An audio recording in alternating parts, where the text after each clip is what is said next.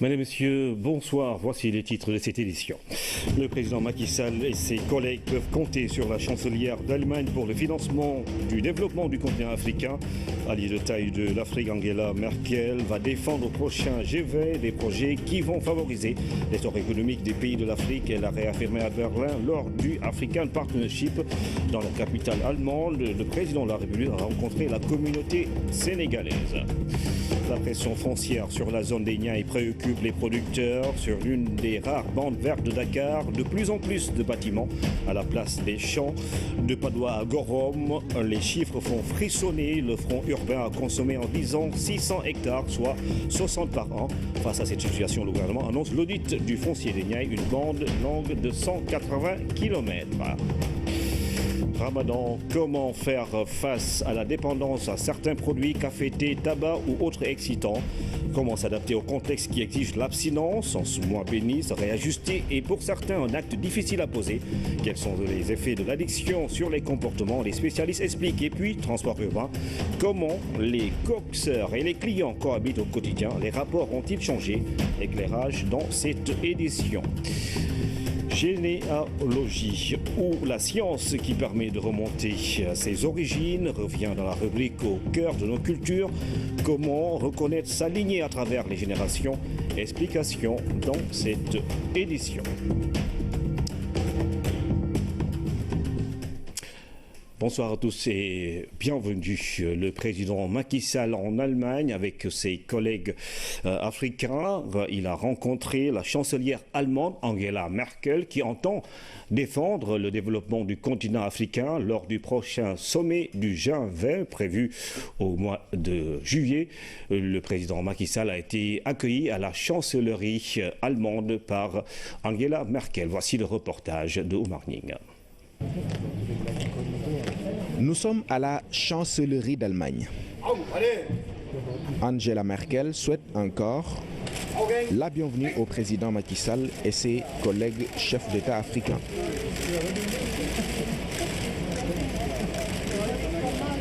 La réception sera suivie d'un entretien plus restreint après la conférence de haut niveau.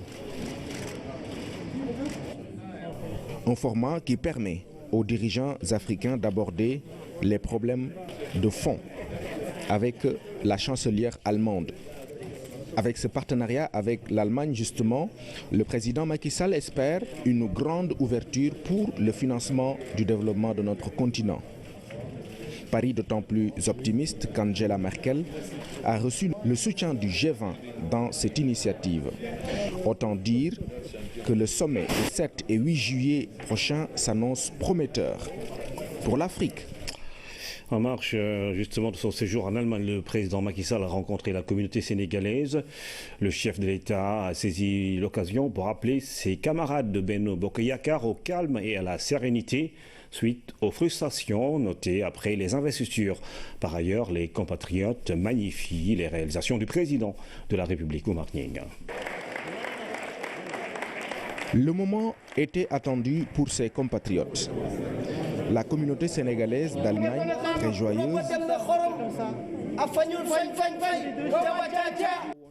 a eu l'occasion d'exprimer toute sa fierté au chef de l'État. Partout dans le monde, dans tous les forats internationaux, on a toujours loué la vision que vous portez. La communauté vient d'un peu partout du Sénégal, qu'il soit du nord du fleuve, de la Casamance, de l'est du Sénégal.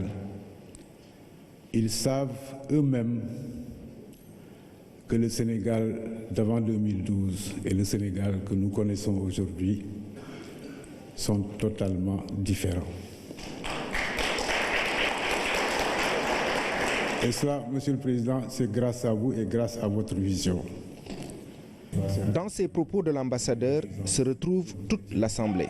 Tour à tour, les orateurs ont magnifié les réalisations du président Macky Sall depuis son accession au pouvoir en 2012 avec la mise en œuvre du plan Sénégal émergent.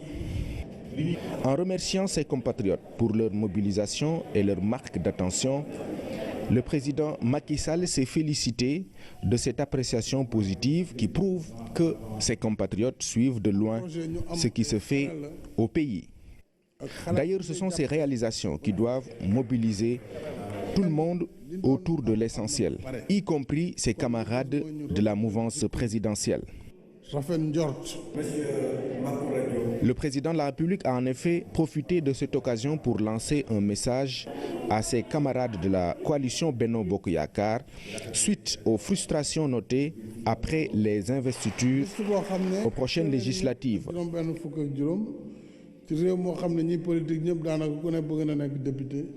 Les choix sont toujours difficiles, mais devant les enjeux auxquels nous faisons face, il faut une union sacrée. Pour le président Sall, le combat pour l'émergence de notre pays passe devant les intérêts individuels. Et la consolidation des acquis déjà notés passe par une majorité écrasante aux prochaines élections législatives. Donc, le calme et la sérénité sont requis dans le contexte actuel.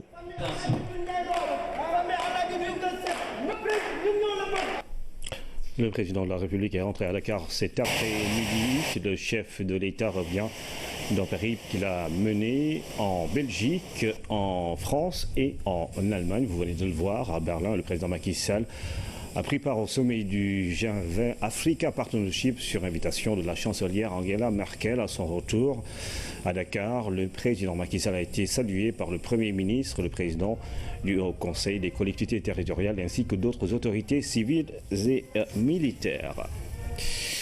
Et puis, malnutrition des enfants. La Banque mondiale et l'État du Sénégal entendent renforcer les moyens de lutte contre ce fléau. Depuis 2002, un programme de renforcement de la nutrition se déploie dans notre pays et a touché 91% des enfants ciblés. Aujourd'hui, plus qu'avant, des efforts sont à consentir pour favoriser le développement psychomoteur de l'enfant au Moumaldé.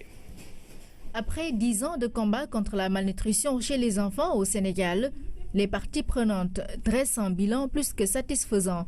91% des enfants ciblés par le programme de renforcement de la nutrition entre 2002 et 2014 y ont participé.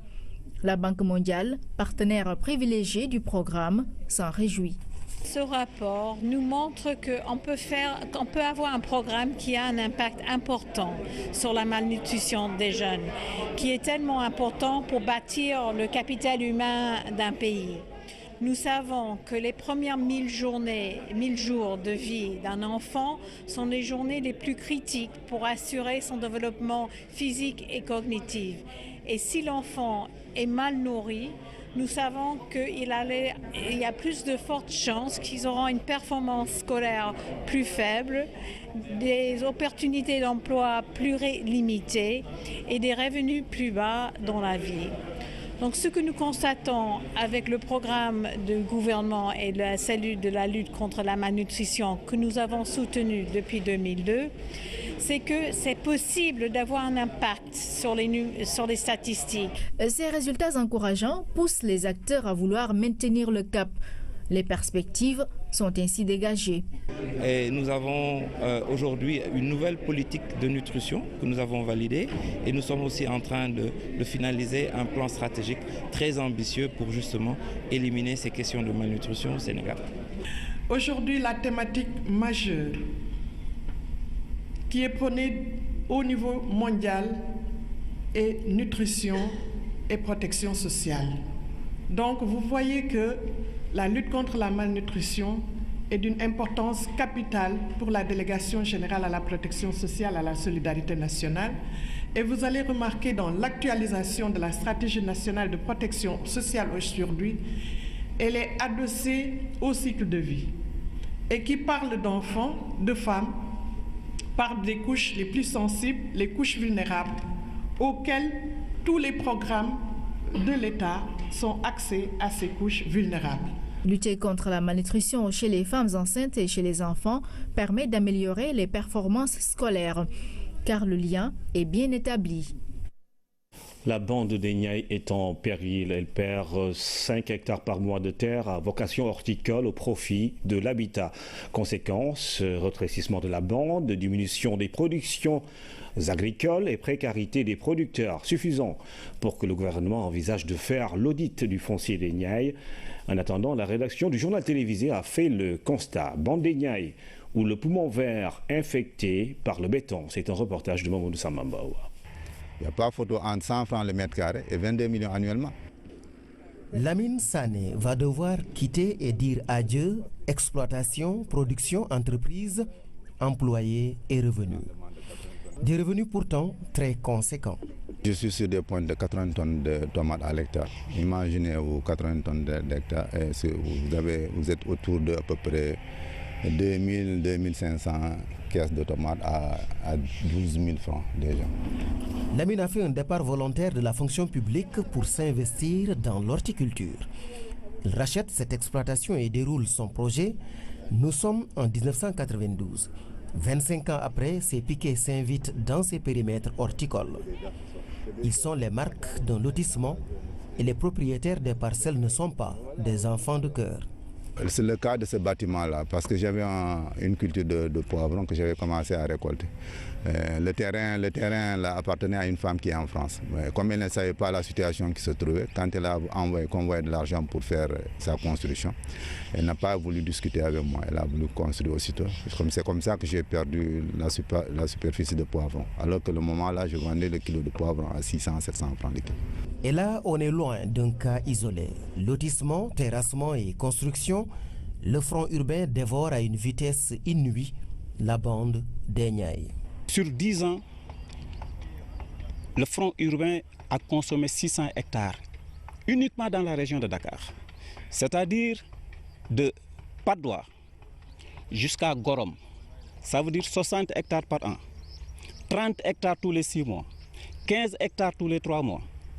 Bref, ça nous fait à peu près 5 hectares par semaine. Partout, de Dakar à Lompoul, le péril gris alimente les débats et suscite indignation, surtout chez les producteurs.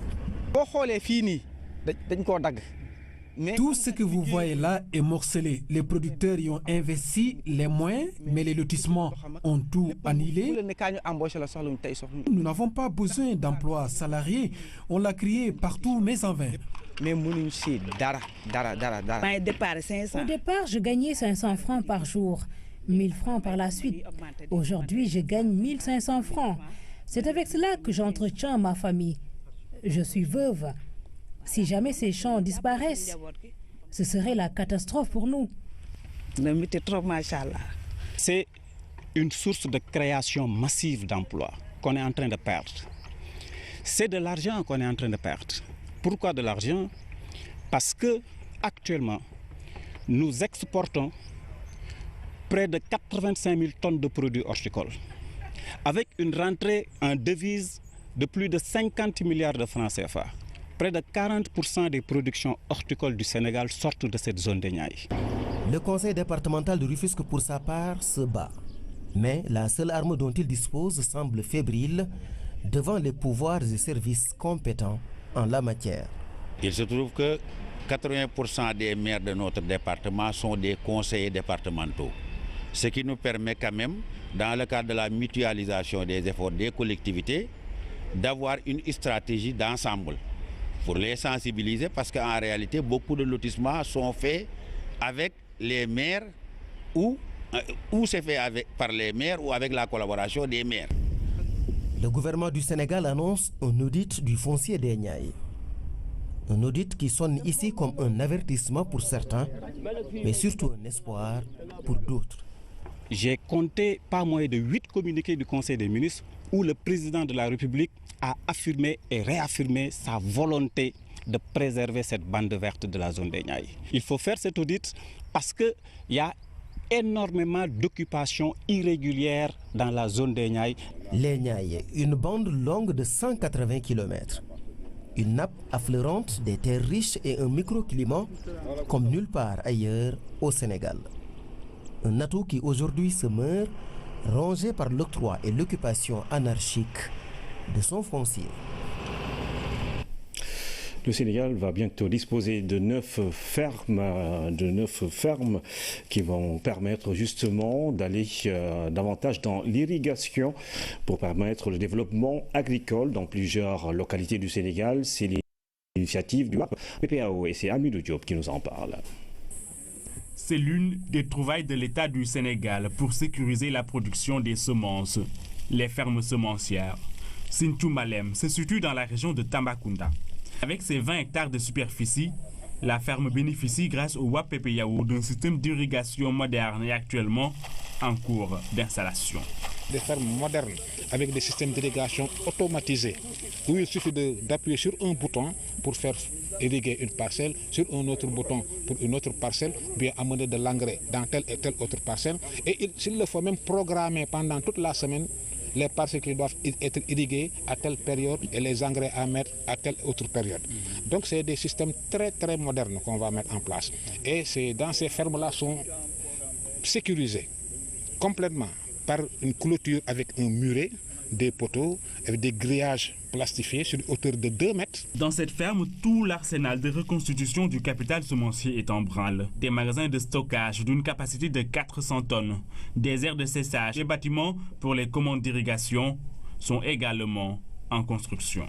Partout dans les fermes que nous avions eu à visiter, donc le réseau d'irrigation est en voie d'installation avec donc un système d'irrigation amélioré. Donc de Bambey au Sénégal à Sinthiou Malem, nous avons eu à visiter des fermes de semences et des fermes d'expérimentation qui seront donc dotées d'un système d'irrigation qui va permettre aux chercheurs de travailler maintenant 12 mois sur 12 mois, donc testant les variétés, la sélection variétale, mais aussi en améliorant le rythme de production des semences de pré-base et base. Beaucoup d'argent ont été mis pour rendre opérationnelles les stations de recherche et régler le problème qui est le facteur limitant numéro 1, c'est la disponibilité de l'eau. L'ensemble des stations, il y a un dispositif d'alimentation à nous jusqu'au coin le plus reculé des parcelles, un système moderne avec tous les accessoires et les mesures d'accompagnement. Donc ça aussi, on a voulu montrer aux partenaires financiers qu'on s'est inscrit dans une dynamique qui permettra la durabilité même si ce projet-là arriverait à terme. Ici, à Sinthiou Malem, il y aura aussi des serres de 3000 à 5000 m². Autre région, autre ferme sémencière à Thiès, grâce toujours à l'appui du WAPPYAO dans l'enceinte de l'ENSA, 21 hectares sont prévus pour la culture des variétés de semences. Cette ferme sera bientôt fonctionnelle et aura 5 systèmes d'irrigation. Les fermes pour développer donc le capital semencier au Sénégal. Et puis le directeur général de l'OAPI a été élevé au rang de chevalier dans l'ordre national du Lion après 10 ans passés à la tête de l'Organisation africaine de la propriété intellectuelle. Il quitte l'institution avec un bilan jugé satisfaisant. Le reportage de notre reporter René Massiga-Diouf. Le directeur général de l'Organisation africaine de la propriété intellectuelle a reçu sa distinction des mains du ministre de l'Industrie et des Mines. Au nom du président de la République, le docteur Paul Edou a été élevé au grade de l'Ordre national du Lion. Une décennie durant, il s'est acquitté de ses tâches de conduire la destinée de cette organisation africaine avec loyauté et engagement. Son action a impulsé une nouvelle dynamique à l'innovation et à la création en Afrique. L'Afrique n'a pas la tradition de reconnaissance de ses fils. Et quand bien même ils auraient travaillé pour ses intérêts, mais je crois qu'aujourd'hui, le fait que l'État du Sénégal ait pris la décision de m'élever au rang d'officier dans l'Ordre national du Lion est un symbole. Le parcours du récipiendaire est jugé exemplaire par toutes les personnalités qui l'ont côtoyé. Beaucoup d'initiatives tendant à développer l'innovation technologique sont citées et retiennent l'attention aujourd'hui sur le continent. L'Agence sénégalaise pour la propriété industrielle et l'innovation technologique et l'association estiment devoir continuer à compter sur son expertise. Le Sénégal a tiré un réel profit de sa présidence de l'institution. Il a su faire un grand bond. Moi personnellement, je le fréquente depuis 2013. Et à chaque fois, en tout cas, c'est des avancées importantes qui sont à son actif. Et comme vous avez entendu, j'ai eu à énumérer des projets majeurs qu'il a eu à conduire pour notre organisation, qui est aujourd'hui une organisation de référence, qui est bien suivie par l'autre organisation sœur, l'ARIPO, qui est également bien suivie par l'OMPI. Des chèques allant de près de 8 millions à 200 000 francs CFA ont été remis à des Sénégalais qui se sont distingués ces dernières années dans l'invention et l'innovation technologique, 21 au total représentant 35 millions de francs CFA après une remise de documents de l'OAPI à l'Agence sénégalaise de la propriété industrielle et l'innovation technologique. La pharmacie nationale d'approvisionnement va intégrer dans la liste des médicaments essentiels les crèmes pour les albinos. Déclaration du ministre de la Santé et de l'Action sociale en ce mardi 13 juin, journée mondiale de l'albinisme. L'albinisme, une particularité génétique héréditaire qui touche plusieurs de nos compatriotes. Ousmane Noya. Journée internationale de sensibilisation à l'albinisme. L'initiative est claire et salutaire. Plus clair encore, son objectif. En quelques mots, il s'agira de sensibiliser tout un chacun sur les difficultés auxquelles sont confrontées ces personnes vulnérables. En tel défi, l'association Chiffre et Quart œuvre à ce défi. Que dire? Cette association prend en charge l'aspect social. Cet aspect social nous a conduit à accompagner les albinos, à vouloir les accompagner à faire notre plaidoyer. Il nous faut ensemble déraciner l'arbre de l'ignorance et des préjugés par l'éducation. Quand on parle d'éducation, on se représente spontanément l'action d'un adulte. Un enfant, cela est vrai. Cependant, dans le cas précis de la sensibilisation à l'albinisme, il n'y a pas que les enfants qui en ont besoin d'être sensibilisés et donc éduqués. L'albinisme, une maladie souvent méconnue du grand public, est causée en grande partie par un défaut de production de mélanine. La mélanine, c'est cette substance qui oriente la couleur de la peau. À cette différence de style, le ministère de la Santé annonce d'importantes mesures pour leur meilleure prise en charge. Aujourd'hui, vous avez la PNA à vos côtés, la pharmacie nationale d'approvisionnement, qui va d'ailleurs mettre ces crèmes dans la liste des médicaments essentiels, ce qui permettra un accès beaucoup plus facile. Et c'est quelque chose que vous avez demandé. Vous vous êtes beaucoup battu pour cela et je crois que nous sommes maintenant dans une phase qui va nous permettre vraiment de permettre aux albinos de pouvoir au moins se protéger contre ce soleil. Pour cette année, à travers le thème retenu, le Sénégal a pris la ferme résolution d'intégrer dans son plan émergent les préoccupations de ces personnes, souvent atteintes de particularités génétiques héréditaires, souvent appelées albinos. 1 milliard, c'est le budget pour la construction du centre de recherche et de formation de la faculté de médecine de l'Université Cheikh Anta Diop de Dakar. Cette infrastructure, obtenue grâce aux bons résultats enregistrés par l'équipe du professeur Daouda Ndiaye, sera à la pointe du progrès grâce à des équipements modernes. Le lancement des travaux a eu lieu en présence des autorités académiques et sanitaires. Oumar Diawa. De ce chantier de 300 mètres carrés s'élèvera bientôt le Centre international de recherche et de formation sur les agents infectieux et la génomique. C'est un centre qui est développé, conçu grâce à un partenariat entre l'Université Cheikh Anta Diop de Dakar et les institutions américaines représentées ici essentiellement par l'Université Harvard de Boston, l'USAID, le CDC. L'équipe de recherche que dirige Daouda Ndiaye a mis au point le test Illumigène d'une totale fiabilité pour diagnostiquer le paludisme. Cette découverte a certainement permis de vaincre les ultimes hésitations de quelques bailleurs.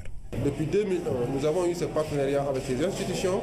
Les résultats de nos travaux et récemment la recherche sur Illumigène malaria, tous ces résultats ont permis aujourd'hui aux bailleurs de fonds, aux partenaires nationaux comme internationaux de venir appuyer l'Université Cheikh Anta Diop de Dakar. Le CRF est une réponse aux exigences d'innovation et d'adaptation aux progrès technologiques.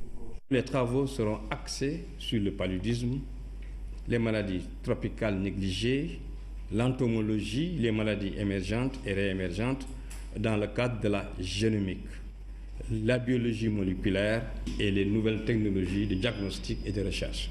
Une offre élargie de recherche et de formation qui va augmenter le rayonnement de l'université et profiter in fine au système de santé.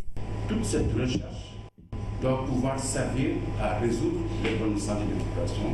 Ce projet est à l'image de la nouvelle vision de l'État du Sénégal qui est de donner un nouvel élan à la recherche. Ce nouvel élan est une réalité car les nouvelles initiatives en matière de formation et de recherche se multiplient au Sénégal. Les équipements annoncés et la qualité des équipes cadres laissent présager de bons résultats. Et quand l'argent est disponible, les travaux ne traînent pas. La page Ramadan à présent, à la rupture de jeûne, il y a des personnes qui se précipitent à consommer des produits qui leur manquent fortement durant la journée. Ce genre d'attitude peut bien être assimilé à de la dépendance ou de l'addiction. Ce n'est rien d'autre qu'une certaine forme d'accoutumance à des produits ou à des comportements vicieux. Ramadan et dépendance, c'est le sujet que nous propose Youssouf Kaba. Dans les rues de Dakar, tout indique le Ramadan. Le décor habituel est dépourvu de certains éléments, comme les vendeurs de café chaud, de thé ou encore les fumeurs dans les coins de rue, pour ne citer que cela. Ils ont disparu le temps du Ramadan. Les adeptes de ces produits et bien d'autres qui en dépendent fortement vivent l'abstinence dans la douleur.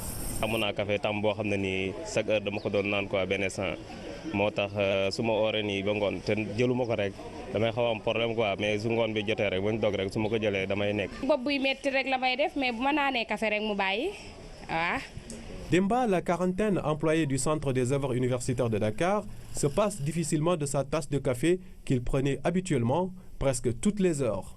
mais dama koy muñ parce que maa jël engagement de fort su ma jëlee engagement de fort su leneen ñëwee naa xam ne lii moo tax mu am su lii amuloon tey loolu damay def samay café mais comme si moment de Ramadan la ne wax dëgg fa yàlla dama koy muñ. De l'avis des spécialistes, ce type de rapport avec le café, tout comme avec d'autres produits, peut être considéré comme de la dépendance, qui n'est rien d'autre qu'une relation qu'un individu peut entretenir avec un produit dont il ne peut se départir. De nouveaux concepts font qu'on est sorti même du cadre de lien entre une personne et un produit, mais c'est de façon ramassée par rapport à un comportement.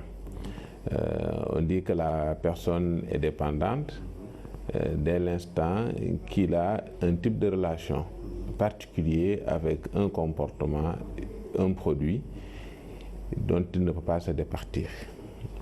C'est dans ce cadre qu'on parle de dépendance aux produits tels que l'alcool, le tabac ou les drogues, et de dépendance comportementale telles que le jeu, l'Internet. Donc il y a plusieurs formes de dépendance. D'autres facteurs peuvent également favoriser la dépendance de personnes aux produits qu'elles consomment. C'est une théorie neurobiologique qui explique la dépendance qui serait due à une perturbation au niveau du cerveau des neurotransmetteurs. Donc en particulier le système dopaminergique et tout ce qui va avec. Ce qui se passe, la personne va apprendre un comportement qu'il va avoir et qui va lui procurer un plaisir. L'habitude est une seconde nature, dit-on. La dépendance, un vice certes, mais pas une fin en soi. Il existe bien des solutions pour les sujets affectés, des solutions qui peuvent leur permettre de bien vivre le ramadan. Rabatteur ou coxeur, cette catégorie est bien particulière dans le monde du transport urbain, ville Ramadan, avec un peu plus de tact. D'habitude, leurs relations avec les clients sont heurtées, mais en ce mois béni, ils gèrent mieux les humeurs et les états d'âme. Il y a cependant des comportements qui perdurent et qui fâchent facilement en jeune heure. Car rapide, coxeur et passager, c'est un reportage en plein banlieue de Ibrahim Andong. Rond-point Buntu Pékin, 11h. À 7h de la matinée, le trafic se densifie. Dans cette ambiance quotidienne, les rabatteurs ou coxeurs se mêlent au décor. Ils occupent les lieux depuis les premières heures, avec comme objectif aider les clients à trouver un véhicule.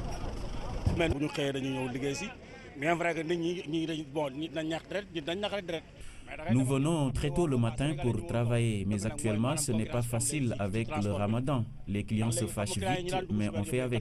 Les apprentis se bousculent parce que les clients qui avaient l'habitude de prendre les cars rapides empruntent maintenant les bus Tata.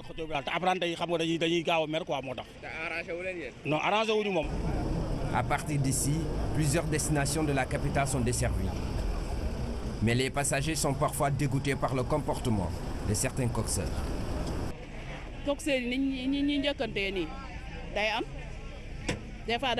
Des fois, les coxeurs ne nous laissent pas faire notre choix.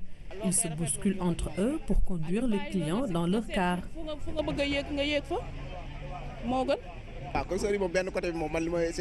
Je déplore le comportement des coxeurs parce que les voleurs profitent de ces occasions pour commettre leur forfait. Au détriment du client, il est parfois difficile de distinguer les coxeurs des voleurs. Une situation qui ne laisse indifférents ces rabatteurs. En collaboration avec la police, ils n'hésitent pas à alerter en cas de besoin. Nous collaborons depuis longtemps avec la police, car parfois il y a des voleurs qui nous infiltrent. Et après constat, on alerte le commissariat de Pékin. En cette période de Ramadan, le travail des apprentis n'est pas aussi facile. En plus de leur position debout que leur impose le métier, les relations entre clients et apprentis sont souvent heurtées. Nous sommes obligés de faire preuve de compréhension avec les clients. Ils se fâchent vite. C'est peut-être lié aux rigueurs du Ramadan. Papsek est le doyen des lieux. Il est le comptable du jour. Son rôle est de récupérer tout l'argent collecté par le groupe auprès des apprentis. Après quoi, c'est le partage de la somme avant la rupture. Le ministre de la Culture convoque les chefs coutumiers de Tambacounda pour parler du statut des dignitaires. L'organisation également de cette catégorie sociale était également au menu du CRD spécial qu'il a présidé, Abdoulaye Sinkaré. Venus des 4 départements de Tamba, les chefs coutumiers ont répondu à l'appel du ministre de la Culture. Une rencontre d'échange qui a permis de revisiter les grandes figures de l'histoire de la région, de l'Almami Maliksi du Bundu au Mansa Kimintan Kamara Dignani, en passant par Mamadou Lamine Dramé et autres. À l'heure actuelle, nous sommes en train de faire un travail de rencontre au cours desquelles il y aura la sensibilisation, il y aura l'identification. Ça, c'est extrêmement important parce qu'ils étaient laissés à l'abandon. Maintenant, il faut les recenser. C'est ce magnifique travail que M. le gouverneur a fait.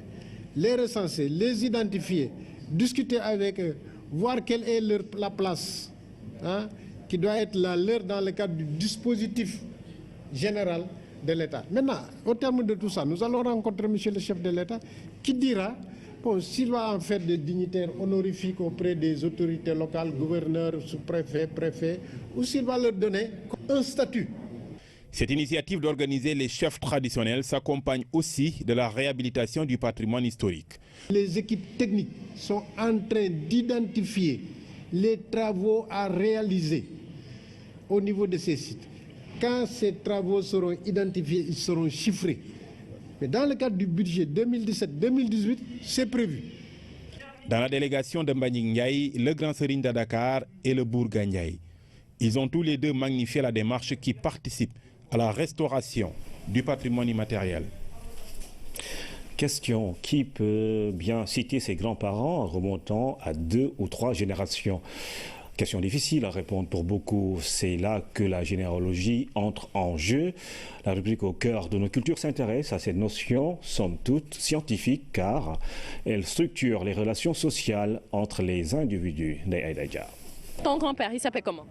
Il s'appelle Morfay. Morfay. Ouais. Lui, son père? Je sais pas.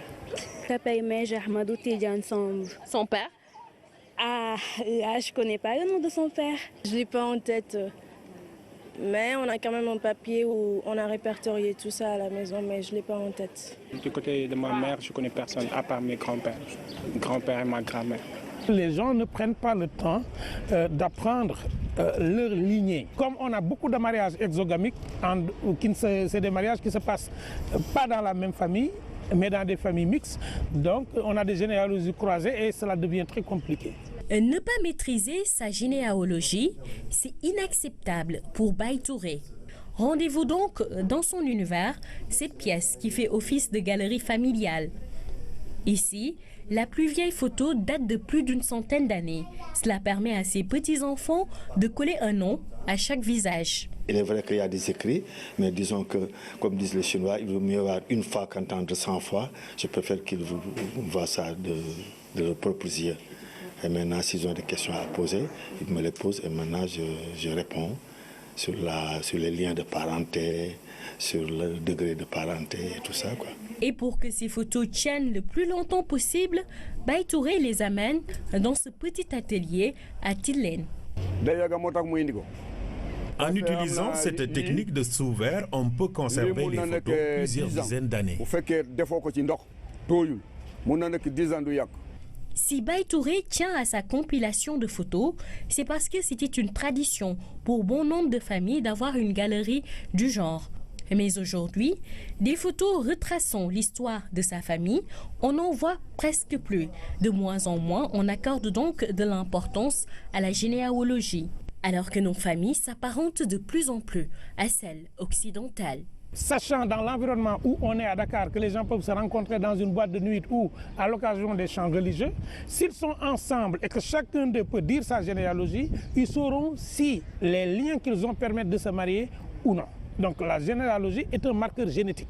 Il pourrait être intéressant dans la sous-région ouest-africaine qui a été une zone de brassage pendant toute la période médiévale, de savoir quels sont les liens de parenté et quels sont les liens directs entre les Tchams du Sénégal et les Kanté du Mali. Quand on s'appelle Diarra au Mali, quand on vit au Sénégal, on s'appelle Ndiaye.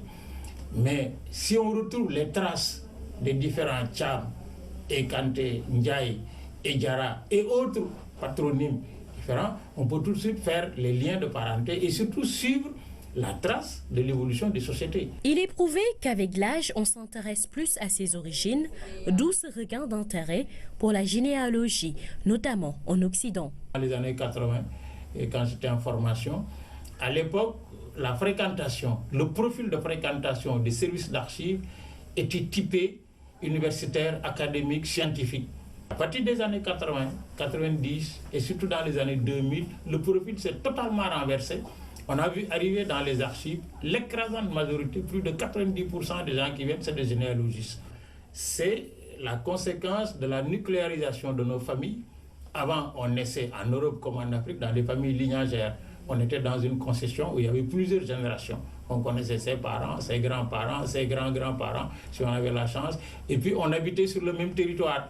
Si en Occident, des logiciels permettent de faire des croisements génétiques, ici en Afrique, l'oralité est encore très développée. Dans les pays de tradition orale, il y a de la difficulté à gérer une généalogie correctement. Parce que, en l'absence d'écrits et donc de documents attestant leur fiabilité et leur validité, on est obligé de se référer à des spécialistes des traditions orales, qu'on appelle griots ici, qu'on appelle ailleurs d'autres noms, qui retiennent les filiations, mais essentiellement les filiations des familles nobles. Ça se perd très rapidement parce que la mémoire peut remonter peut-être à 2-3 générations, mais quand il faut franchir les 10, 15, 20, 50 générations qui séparent l'origine du premier ancêtre aux générations actuelles, évidemment, la mémoire, elle fait défaut. D'où l'intérêt pour chacun de se rapprocher du gardien de sa généalogie pour en savoir plus, car comme le dit le proverbe, bien se connaître, c'est engager l'avenir avec sérénité. L'actualité internationale nous conduit en Syrie, en Grande-Bretagne et en Allemagne, mais également au Kenya. Un immeuble de 7 étages s'est effondré. C'est la torpeur au Kenya. Au moins 4 personnes sont portées disparues à la suite de l'effondrement d'un immeuble de 7 étages dans la capitale Nairobi. L'accident est arrivé dans la nuit de lundi à mardi. Les secours sont toujours sur place pour tenter de trouver d'éventuels survivants. Des tirs nourris lors d'une opération policière près d'une gare à Unterfung, près de Munich. Plusieurs personnes qui étaient à proximité de l'opération ont été blessées.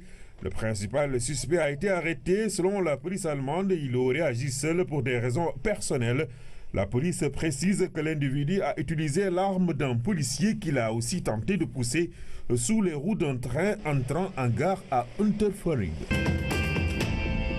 Après sa cuisante défaite électorale, la première ministre britannique est plus que jamais dans la tourmente. Theresa May devrait tenter de sceller avec le parti nord-irlandais une alliance cruciale pour disposer d'une majorité au Parlement. Choix nécessaire car l'Union européenne réclame un partenaire stable et fiable avant le début des négociations sur le Brexit. Et puis en Syrie, les combats s'intensifient à Raqqa, dans le nord du pays. Les troupes arabo-kurdes soutenues par les États-Unis contrôlent désormais 70% des quartiers de la ville. Rappelons que depuis 2014, Raqqa est tenue par près de 4000 djihadistes du groupe État islamique. Sur place, la situation humanitaire est alarmante. Depuis la semaine dernière, 70 civils ont été tués dans les combats. C'est la fin de cette édition, mesdames et messieurs. Merci encore une fois de suivre l'actualité tous les jours sur la première chaîne de télévision sénégalaise.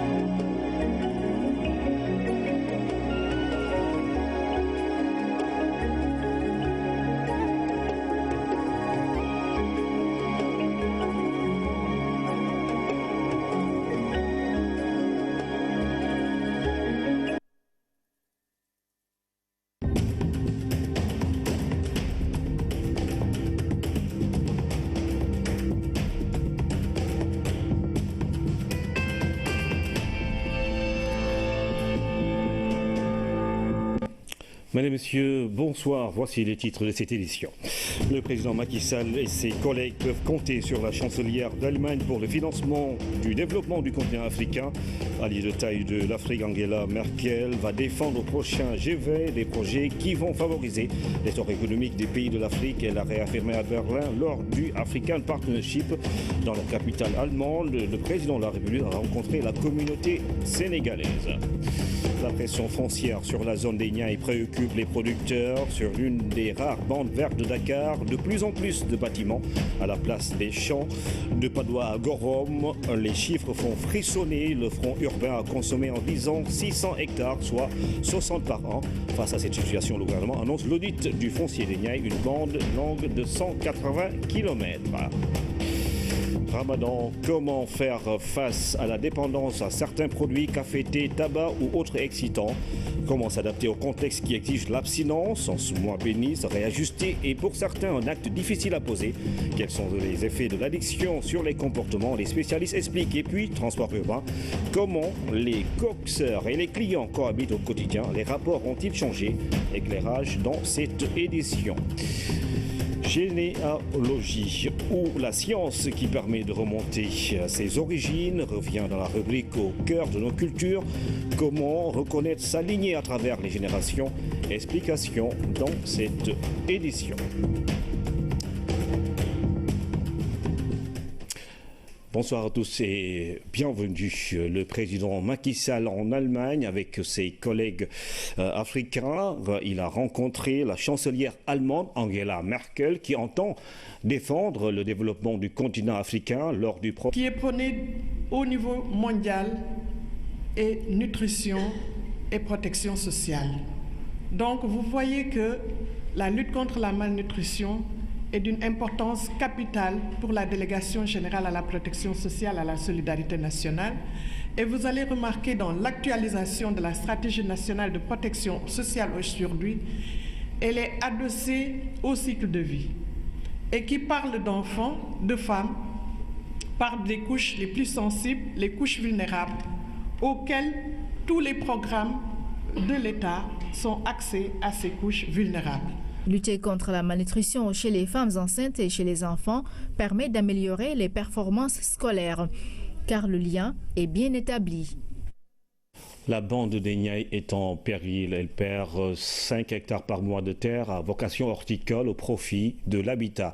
Conséquence, rétrécissement de la bande, diminution des productions agricoles et précarité des producteurs, suffisant pour que le gouvernement envisage de faire l'audit du foncier des Niayes.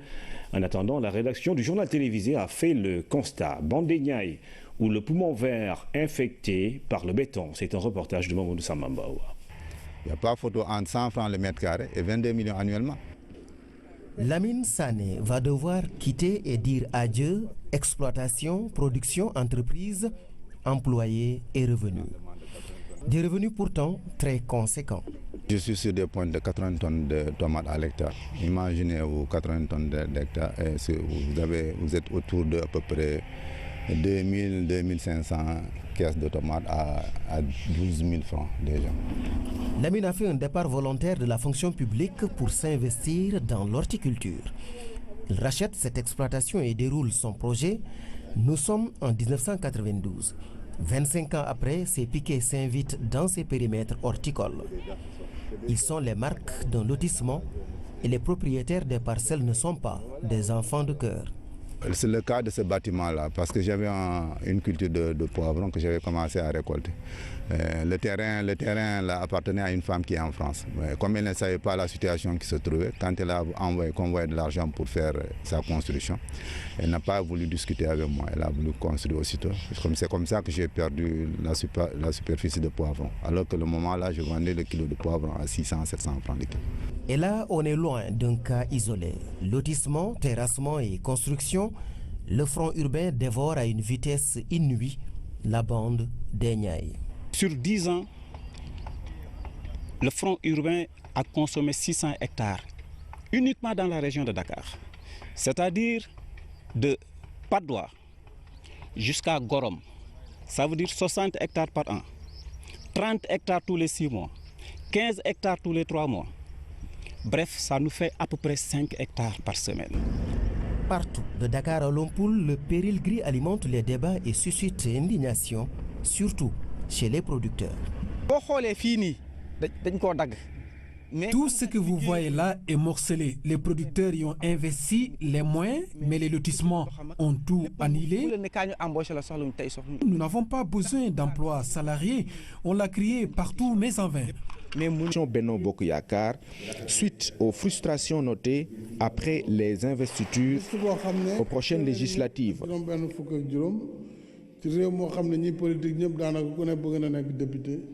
Les choix sont toujours difficiles, mais devant les enjeux auxquels nous faisons face, il faut une union sacrée. Pour le président Sall, le combat pour l'émergence de notre pays passe devant les intérêts individuels. Et la consolidation des acquis déjà notés passe par une majorité écrasante aux prochaines élections législatives. Donc, le calme et la sérénité sont requis dans le contexte actuel.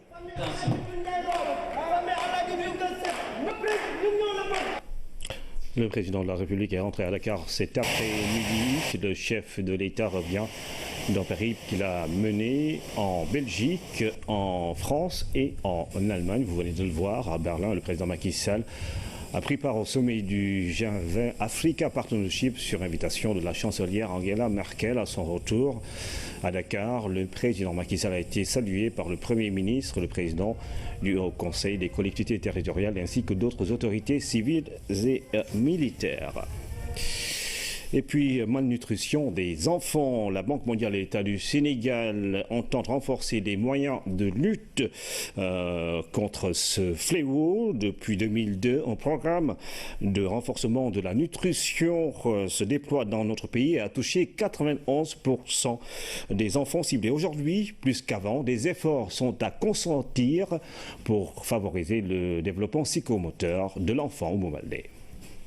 Après 10 ans de combat contre la malnutrition chez les enfants au Sénégal, les parties prenantes dressent un bilan plus que satisfaisant. 91% des enfants ciblés par le programme de renforcement de la nutrition entre 2002 et 2014 y ont participé. La Banque mondiale, partenaire privilégié du programme, s'en réjouit. Ce rapport nous montre qu'on peut avoir un programme qui a un impact important sur la malnutrition des jeunes, qui est tellement important pour bâtir le capital humain d'un pays. Nous savons que les premières 1000 jours de vie d'un enfant sont les journées les plus critiques pour assurer son développement physique et cognitif. Et si l'enfant est mal nourri, nous savons qu'il y a plus de fortes chances qu'ils auront une performance scolaire plus faible, des opportunités d'emploi plus limitées et des revenus plus bas dans la vie.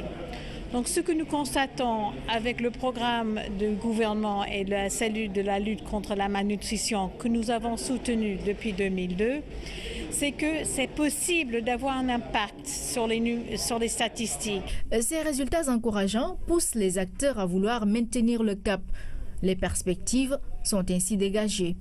Et nous avons aujourd'hui une nouvelle politique de nutrition que nous avons validée et nous sommes aussi en train de finaliser un plan stratégique très ambitieux pour justement éliminer ces questions de malnutrition au Sénégal. Aujourd'hui, la thématique majeure. Au départ, je gagnais 500 francs par jour, 1000 francs par la suite. Aujourd'hui, je gagne 1500 francs. C'est avec cela que j'entretiens ma famille. Je suis veuve. Si jamais ces champs disparaissent, ce serait la catastrophe pour nous. C'est une source de création massive d'emplois qu'on est en train de perdre. C'est de l'argent qu'on est en train de perdre. Pourquoi de l'argent ? Parce que actuellement, nous exportons près de 85 000 tonnes de produits horticoles, avec une rentrée en devises de plus de 50 milliards de francs CFA. Près de 40% des productions horticoles du Sénégal sortent de cette zone de Niayes. Le conseil départemental de Rufisque, pour sa part, se bat. Mais la seule arme dont il dispose semble fébrile devant les pouvoirs et services compétents en la matière. Il se trouve que 80% des maires de notre département sont des conseillers départementaux. Ce qui nous permet quand même, dans le cadre de la mutualisation des efforts des collectivités, d'avoir une stratégie d'ensemble pour les sensibiliser, parce qu'en réalité, beaucoup de lotissements sont faits avec les maires ou c'est fait par les maires ou avec la collaboration des maires. Le gouvernement du Sénégal annonce un audit du foncier des Niayes. Un audit qui sonne ici comme un avertissement pour certains, mais surtout un espoir pour d'autres. J'ai compté pas moins de 8 communiqués du Conseil des ministres où le président de la République a affirmé et réaffirmé sa volonté de préserver cette bande verte de la zone des Niayes. Il faut faire cet audit parce qu'il y a énormément d'occupations irrégulières dans la zone des Niayes. Les Niayes, une bande longue de 180 km. Une nappe affleurante des terres riches et un microclimat comme nulle part ailleurs au Sénégal. Un atout qui aujourd'hui se meurt, rongé par l'octroi et l'occupation anarchique de son foncier. Le Sénégal va bientôt disposer de 9 fermes qui vont permettre justement d'aller davantage dans l'irrigation pour permettre le développement agricole dans plusieurs localités du Sénégal. C'est l'initiative du PPAO et c'est Amidou Diop qui nous en parle. C'est l'une des trouvailles de l'État du Sénégal pour sécuriser la production des semences, les fermes semencières. Sinthiou Malem se situe dans la région de Tambacounda. Avec ses 20 hectares de superficie, la ferme bénéficie grâce au WAPPEPAO d'un système d'irrigation moderne et actuellement en cours d'installation. Des fermes modernes avec des systèmes d'irrigation automatisés où il suffit d'appuyer sur un bouton pour faire irriguer une parcelle, sur un autre bouton pour une autre parcelle, bien amener de l'engrais dans telle et telle autre parcelle. Et s'il le faut même programmer pendant toute la semaine les parcelles qui doivent être irriguées à telle période et les engrais à mettre à telle autre période. Donc c'est des systèmes très très modernes qu'on va mettre en place. Et dans ces fermes-là sont sécurisées complètement par une clôture avec un muret, des poteaux, avec des grillages plastifiés sur une hauteur de 2 mètres. Dans cette ferme, tout l'arsenal de reconstitution du capital semencier est en branle. Prochain sommet du G20 prévu au mois de juillet, le président Macky Sall a été accueilli à la chancellerie allemande par Angela Merkel. Voici le reportage de Oumar Ning. Nous sommes à la chancellerie d'Allemagne. Angela Merkel souhaite encore la bienvenue au président Macky Sall et ses collègues chefs d'État africains.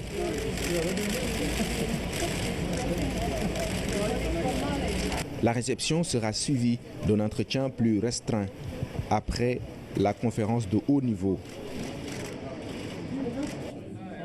Un format qui permet aux dirigeants africains d'aborder les problèmes de fond avec la chancelière allemande. Avec ce partenariat avec l'Allemagne, justement, le président Macky Sall espère une grande ouverture pour le financement du développement de notre continent. Paris d'autant plus optimiste qu'Angela Merkel a reçu le soutien du G20 dans cette initiative. Autant dire que le sommet des 7 et 8 juillet prochains s'annonce prometteur pour l'Afrique. En marche justement de son séjour en Allemagne, le président Macky Sall a rencontré la communauté sénégalaise. Le chef de l'État a saisi l'occasion pour appeler ses camarades de Benno Bokk Yakaar au calme et à la sérénité suite aux frustrations notées après les investitures.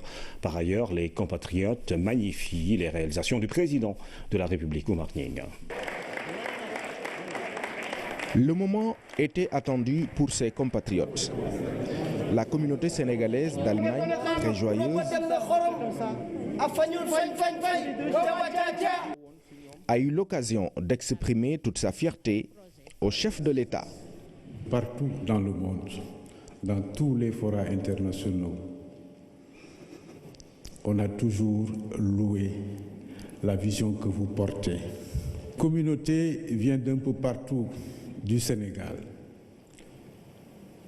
qu'il soit du nord du fleuve, de la Casamance, de l'est du Sénégal.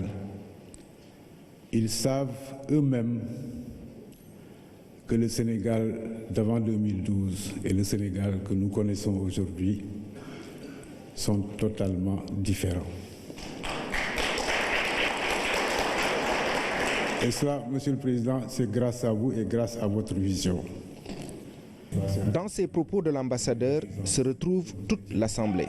Tour à tour, les orateurs ont magnifié les réalisations du président Macky Sall depuis son accession au pouvoir en 2012 avec la mise en œuvre du plan Sénégal émergent. En remerciant ses compatriotes pour leur mobilisation et leur marque d'attention, le président Macky Sall s'est félicité de cette appréciation positive qui prouve que ses compatriotes suivent de loin ce qui se fait au pays. D'ailleurs, ce sont ces réalisations qui doivent mobiliser tout le monde autour de l'essentiel, y compris ses camarades de la mouvance présidentielle. Le président de la République a en effet profité de cette occasion pour lancer un message à ses camarades de la coalition